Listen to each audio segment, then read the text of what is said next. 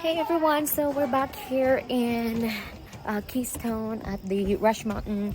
So we are going to do cave tour. So this is Rushmore Cave. So see everyone.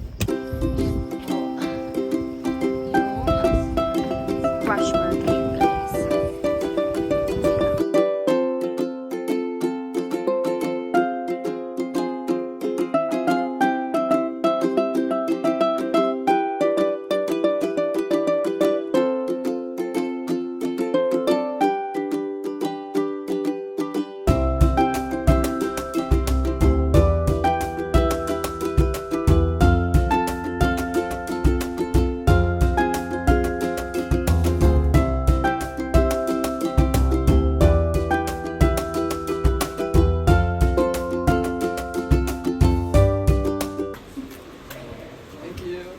Thank you.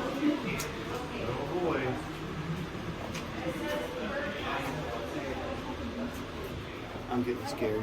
It's okay. Without a drink out. So we are just entering, guys. Watch your head. I don't think so. I need to watch my head. Yeah, you do. I'm too short. You're the one that needs to watch your head. Maybe I should go first, hon, because I'm taking video. Oh, okay. And you're so tall. Okay.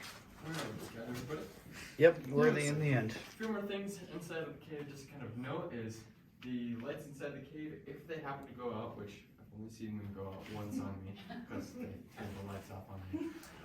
But anyways, if the lights happen to go off, you can use a flashlight on your phone. I'm going to have my flashlight as well. I also have my phone flashlight, so if this one dies, then at least I got another one. Actually, my phone's almost dead, so scratch that. But we'll be fine as far as that, and if that does happen, then we're just going to stay in the same place and then have people running with flashlights. Also, another thing as far as light is we don't allow any open flames, partially because we don't want anybody to be, caught on fire. Very unlikely, but still, better safe than sorry.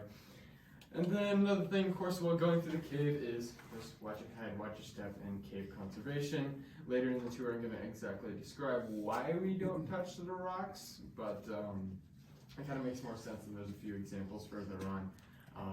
But also another thing that comes with that is we do put safety over that, so if you do trip and fall, or the rock hits you, then if it's an accident, it's not the end of the world.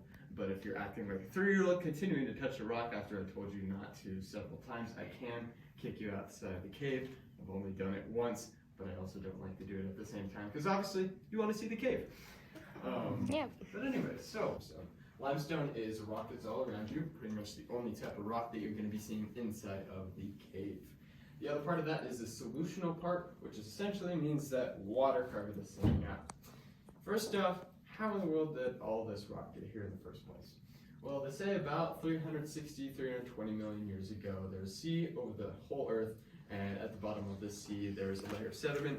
Over time, this sediment layer got heat and pressure, essentially compressed a bunch of sand together, and you got limestone. That's why it's a pretty weak rock, and if you really want to impress your friends, you can take a bit of it and break it in half. And yeah, I think you could be like, whoa, look how cool I am. But anyways, so as far as how the cave actually formed is, all this rock is here. It didn't just come like this.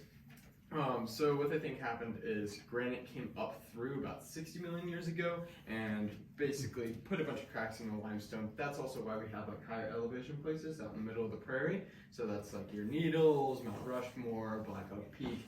All up there is made out of granite. Well, down here in the valleys and on the plains, it's all made out of limestone.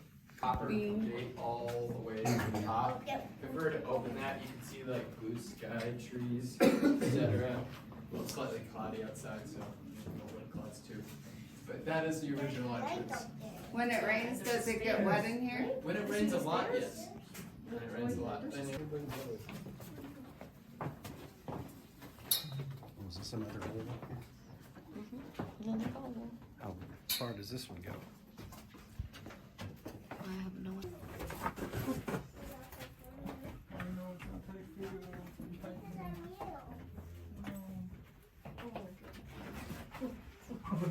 fast to get through. We better I start. got through.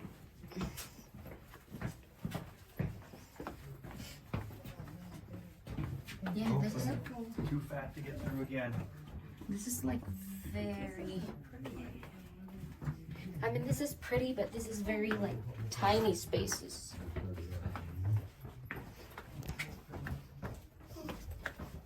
Look, guys.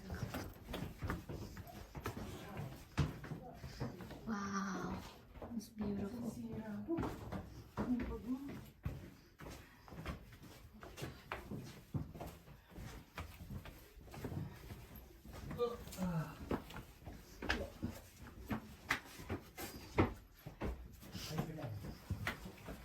There's really tiny pathways here, guys.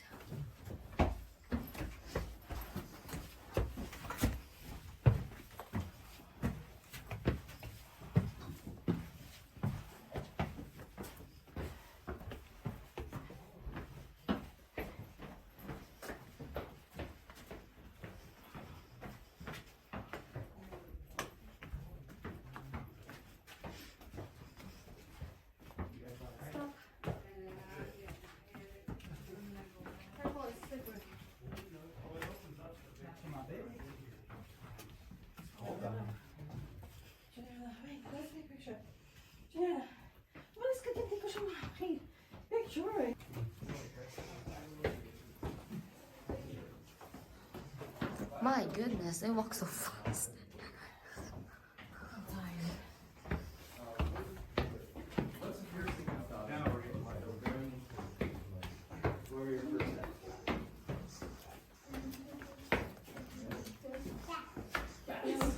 Well, problem with that, there are no bats in this cave, unfortunately, so sorry about that. That's actually to do with the temperature inside the cave. I like to hide for a little bit longer. Best way to get it off is to continuously rub your hands, but if I do catch you doing that, I guess I could say I caught you purple-handed. Oh, that's a good one. Also, speaking of since I'm so used to being colder inside the cave, but yeah, it's pretty nice in both of those extremes. So, that pretty much wraps it up for this room. Does anyone have any questions or concerns? Oh, it's beautiful. Oh, I like this room. Oh, I like this too. You go so fast, we barely get to look. I know, they walk so fast.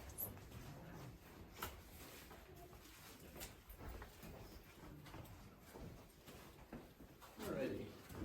So this room right here is called the image room. And the reason why it's called that is because back in the day, getting to this room, you'd be pretty tired at this point. This was the end of the cave at the time, so that hole over there hadn't been discovered pre-like 1920. And so when people got here to pass the time, they'd look around, try and find some images, kind of like what they do in the clouds. You know, like, hey, that one looks like a big ol' eye right there. Weird, strong, and we got some mound. Also, you can get lots of, well, there's a terrible joke that can go with that, but no, it's kind of like a dad joke, but like worse somehow. Also, up here.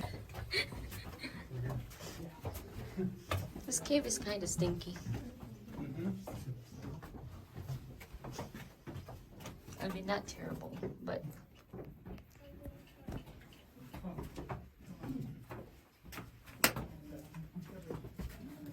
Can't help but look. Oh, I can't tell.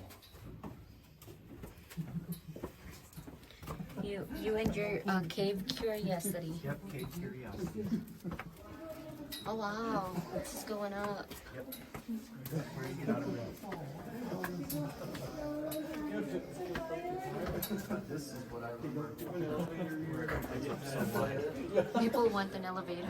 The kids are tired. Oh, the kids are? They should have all kinds of energy. Give them some sugar.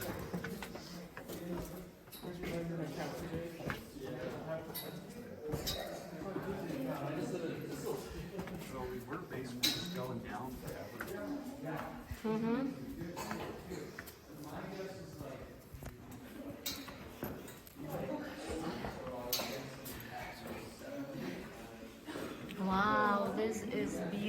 It's pretty.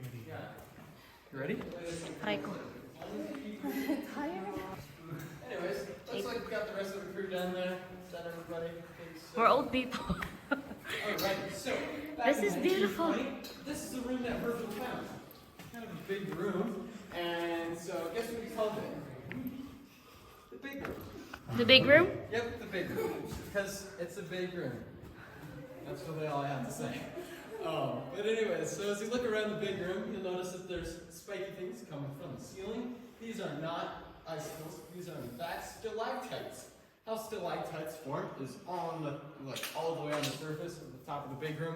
There is a flat area where the water can easily soak into the ground. If you remember at the beginning of the tour, I told you that the water goes through vegetation, makes carbonic acid. Same thing happens, and that erodes the limestone, picks up a mineral called calcite.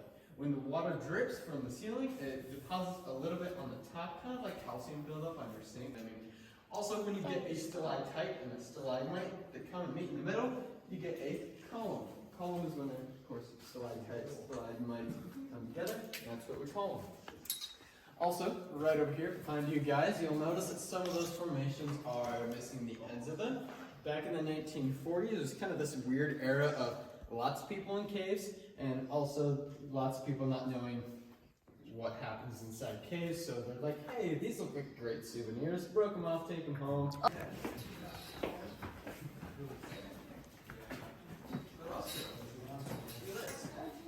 You know how like you got different layers of tree trunk, like growth? Same thing happens with this.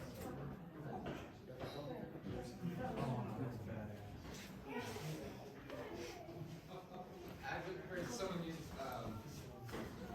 that word to describe formation before, but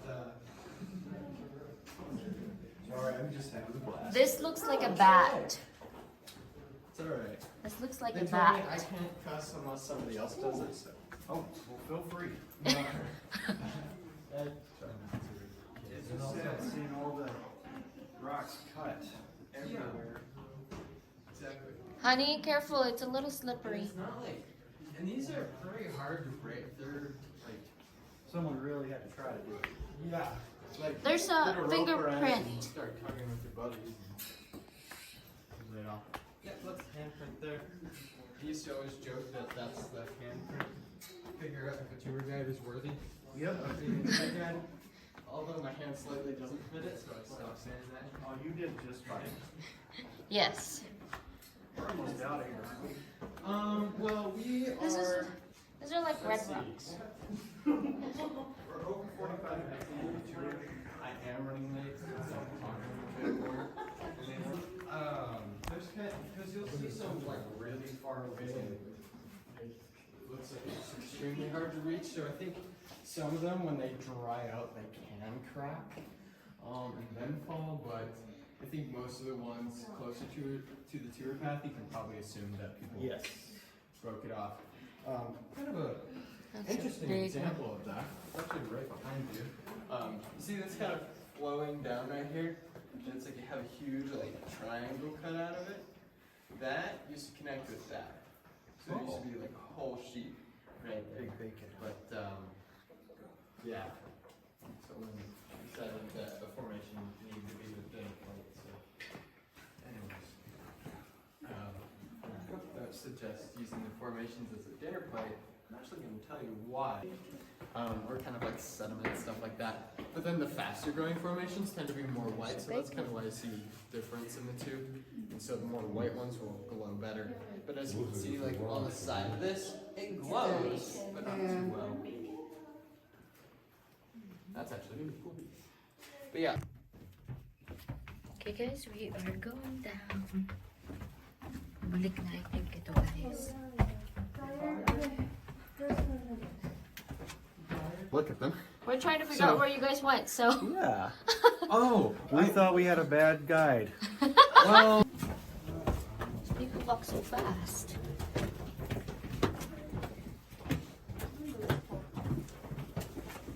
Careful.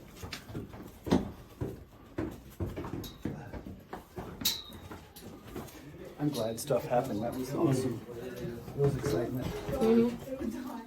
took people about 3 months of drilling, blasting, and taking all the rock out. There are a few things to look at in the exit tunnel. First off, there's a hose there. When it floods, we use that to get water outside the cave. Hasn't flooded in a while, so we're good there. But this hole right here, it's called Bookworm Alley. You guys can kind of move on a little bit to what you can Bookworm see. Alley. But the Bookworm Alley is our adventure tour, hence the ladder right behind me.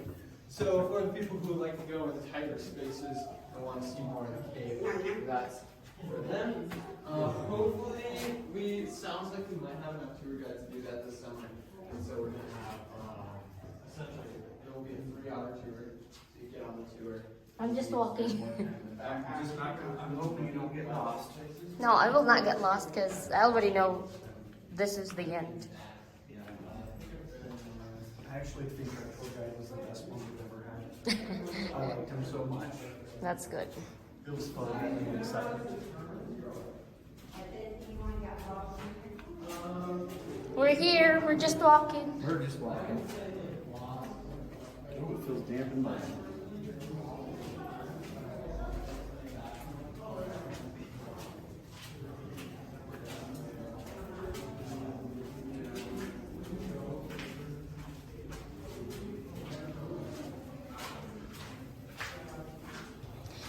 Okay, guys, we are now exiting the cave.